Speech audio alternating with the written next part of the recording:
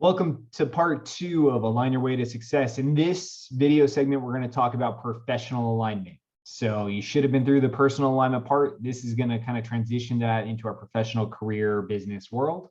So let's jump straight into it. First, don't cheat, right? You're only cheating yourself, right? There's no reason to rush through this. This process should take as long as it takes. I've had clients do this in 4 hours, take a day, take weeks to dial this stuff in. And I've had clients do this really quick, right? So give yourself permission to go slow to make sure you have real clarity in what you're working on. So if you haven't finished the Align Your Way to Success personal section, I would not recommend getting into this section, right? You really need answers to those things. If you haven't had a chance to define your schedule and get clarity on that, and you're still working through the 2-week process, then go ahead and just do that, right? When that's done, then come to this video. Now, things we talked about in part 1 that are applicable to part 2, right? Clarity matters. So anytime I'm asking you for questions, you need to get really specific and be very clear in what your answer is, right? So don't just have a vague answer, make sure that you're defining that answer to a very granular way. The other thing is distraction free, right? If you're gonna pay and you're going to watch this and you're going to be involved, make sure that you're eliminating some distractions so that you can fully commit to this process. So with that, let's go ahead and move into the professional alignment section. So let's talk about income, right? That was the first section I had you fill out on your worksheet.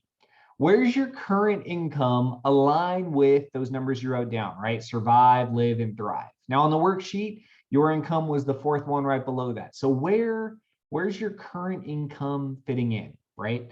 Now, I want you to get a reality check here, because if your current income aligns with the live one, then you should have bank accounts that are either staying the same or growing slightly every month.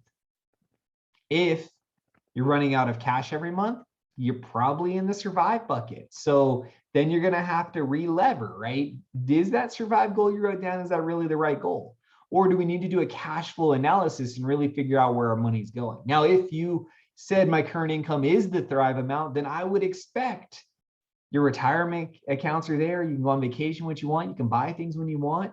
You should have money left over. So what's that gap or surplus, right? So if we look at your survive, live, and thrive, and we look at your current income, right? Where are we at, right? Do we have ground to make up to get to live and thrive? Maybe we're at the thrive number. If we're at the thrive number, by how much? Where are we at? Let's get very real with where we're at. Now, what the other thing I want you to get real with too is I want you to look back at maybe the last couple of years and look at like, where's your income this year versus where it's been, or something different. Maybe like, again, during a COVID year, you might've got hit different. So let's make sure that we're kind of giving ourselves a real look at like our true today income, and then understand where that's at. So the other side of this is, and this is a mindset thing, again, we'll talk about in the mindset course, but if your answer is, I'm currently making 100,000, so 800 or 8,000, what, 300 and whatever bucks a month or whatever the number is. If that's what you're currently making and you're in survival mode, we got to look at the costs. Like, we have to look at the costs. If you're currently making $1,000 in your survival mode, we got to look at the costs, right? So if your current income aligns with the survival mode, cash flow analysis is key, because we want to see like, where's our cash really going and can we save? Now, I don't think we should save our way to success. I don't think that's the formula, but I think that we have to be aware of where our cash is going, especially as that income number goes up and maybe we're not transitioning to live or thrive, right? So once you have clarity there and you know where you're currently at, where's that line? Are you in the survival income range, the live or the thrive? And then what would it take, right? What would it take, or what are you currently doing? What would it take to get there? What's the next level? So how do we get to, if we're in live, how do we get to thrive? If we're in thrive, then we need to reset that goal, right? Because we shouldn't already be at it. What's the next level? And then what's it gonna take to get there, right? What's it gonna take? So if that survive number again was 3,000 and live was 4,500 and you're making 3,500, so you have a gap of $1,000, let's just use that as an example. If we're chasing $1,000, what's it gonna take, right? So if you're an entrepreneur or you're a salesperson, how many more deals is that? How many more deals do you have to move or close in order to generate $1,000 in commission or take home to you, right? Figure that out. Because once we know that, if we know that $1,000 is that income goal, and we know that what our average deal is worth, we can then create a strategy and plan to accomplish that much more to hit the 1,000, right? What kind of raise would you need, right? So if it's $1,000 a month, we're talking $12,000 a year. We're talking, what is that? 2,080. So let's do some quick math, right? So if we want to get 12,000 a year divided by 2080, so we're looking about let's call it a $6 raise. So we need a $6 raise to make an extra grand a month. So if that's the case, then what would it take to get there, right?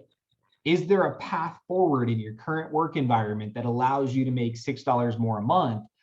Or are you capped in your current job, company, industry environment, right? This is where we have to ask those questions.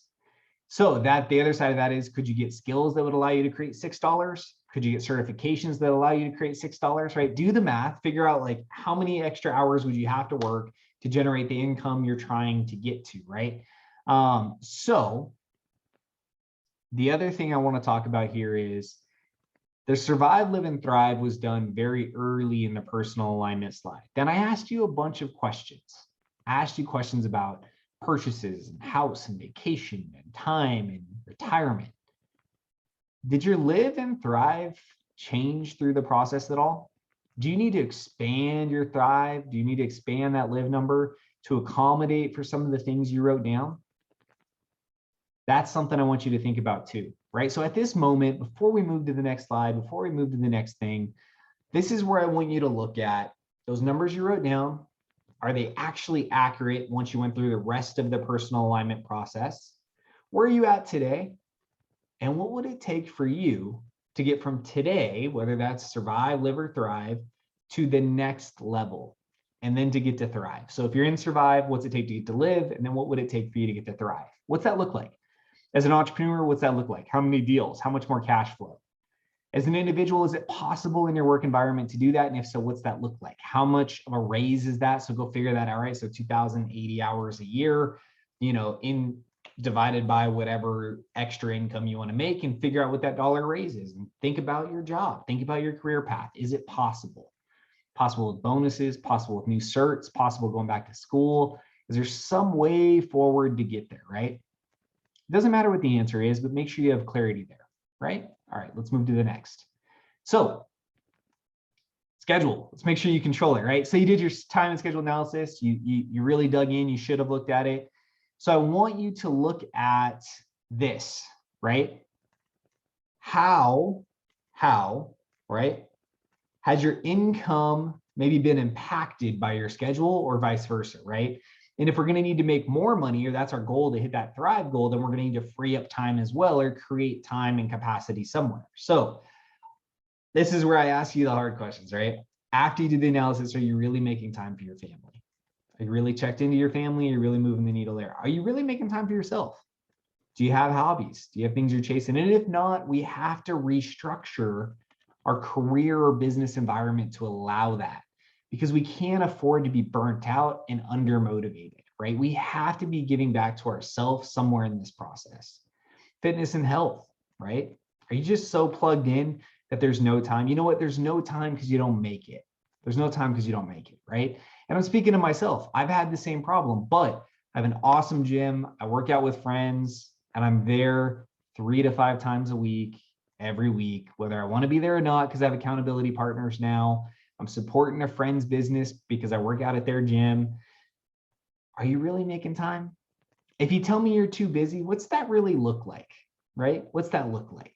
Are you sure we can't find 30 minutes to an hour in your schedule somewhere? No, I still think sleep's important. I don't think you should lose sleep, but maybe we got to restructure some stuff in your day to get there.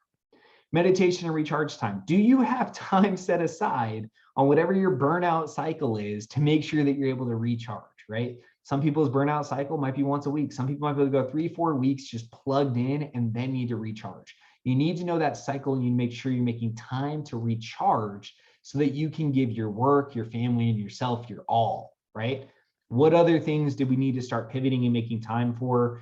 What's that really look like? So where's those gaps in where we're spending our time and where maybe we want to spend time or should be spending time? Next, on the professional side, I want you to go through this likes and dislikes activity. So what do you like? What do you enjoy to do when it comes to work, right? So if you're, again, in your career, you're an entrepreneur, business person, what do you like doing? Like, what are those activities that like you get energy from? It feels like the day just flies by. You're super stoked on it, right? So maybe that's solving problems. Maybe when you're in a moment of solving problems, like you just thrive there. Maybe that's helping people. Maybe that's sales. Maybe you love the high and the energy of being in sales. Maybe you really thrive when you get to clean the office or clean your environment and organize. Like, what are the things that you love doing, you enjoy doing, and that you get energy from, right? That's the action part. Now, next, what do you like or enjoy about your current job, business, environment, right? If you're an entrepreneur, what do you love about it? What are the things about what you're doing that you absolutely love, right? Is it the team? Is it the people? Is it your coworkers? Is it the culture? Is it the location? Is it just convenient, right? Do you love the industry you're in? Do you like the training involved? Like, what things do you love about the environment that you're plugged into? Now we're going to flip all this to the other side, right? This is the part where we got to get clear. Again, the more you put on these lists, the better. So what do you dislike or not enjoy when it comes to work, right? Admin work, answering the phones. Maybe you don't want to talk to people. Maybe a repetitive task drive you crazy. Maybe paperwork and pencil pushing is a nightmare.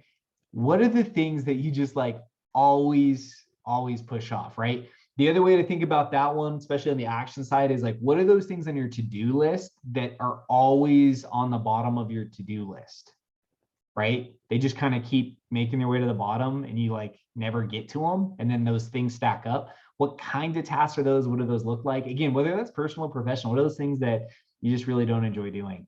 And then lastly, what do you dislike or not enjoy about your current job or business environment if you're an entrepreneur? Like, what are the things that drive you crazy? And if you tell me nothing and you're an entrepreneur, you're wrong. Like, you need to get real with yourself, because there's got to be something that's irritating you at work or irritating you in your business. There's always something, right? Is it the people? Do you have some team members that just aren't the best players? Maybe they're not A/B players. Maybe they're C or D. Maybe you don't like a location. Maybe, you know what, you've sacrificed for an office or a setup or a time allocation that just doesn't work with you. Maybe your industry is wrong, right? Maybe your career is not in the right industry. Maybe you don't like the training. Maybe you feel like you're in over your head. Like, what is not working? What is not right? What don't you like? What's not enjoyable about your current work situation? Again, whether it's a career, whether it's a business, doesn't really matter. What don't you enjoy? Write that down, get specific, really think through it, right? Take time again here. Take the time to answer these questions. You should have lists. You should have lists. You should have very clear lists for each of these questions that really start to show you where we at. The other thing here is schedule could be in here. Do you know, we talked about your schedule in the last slide. We talked about your schedule on the personal side. Is there a piece of the schedule or work time that doesn't work? That could be a like or a dislike. You know, the money part probably should pop into here too, you know, because that's going to drive into it too. But really dig into what do you like? What don't you like? What do you enjoy doing? What don't you enjoy doing? Action and environment. All right, let's look at what are we good at? What are we bad at? So this is the list we all want you to look at, right? What is something that you're really good at doing, right? So this isn't just the I enjoy doing, like this is the thing that like, you know what? I'm talented at blank, right? And we all have something. We all have something that we're good at, right? Good at diffusing conflict. Maybe we're great at sales. Maybe we're good at relationship development. Maybe we're great at problem solving. Like, what are those things that, again, you're just good at? And sometimes the stuff we're really good at may not be the stuff we enjoy. Maybe we're just skilled at it. So there might be a little conflict there or a gap between what you're really good at and what you enjoy doing. But I just want to rephrase kind of those last questions and look at like, what are you talented at? Like, if you ask your friends, your family, the people around you, hey, what's Devin good at? What are those answers? And then that's what we want to capture here. And then what are the things you avoid or you're not great at, right? So I use the to-do list analogy here as well, but what are those things that like you just know you damn well shouldn't do, right? Again, These might be similar to what do you not enjoy or enjoy, but this is really the ones where it's like, look, I'm just not good at it. Like, it's not even that I don't enjoy it. Like, I'm just not good at it. Like, I'm not good at math. I'm not good at writing. I'm not good at blank. Like, what's the things you're not good at? So this is the, I'm good at it. I'm not great at it. I'm talented. I may not be as talented, right? Let's get real with those because I want to see where those land as well.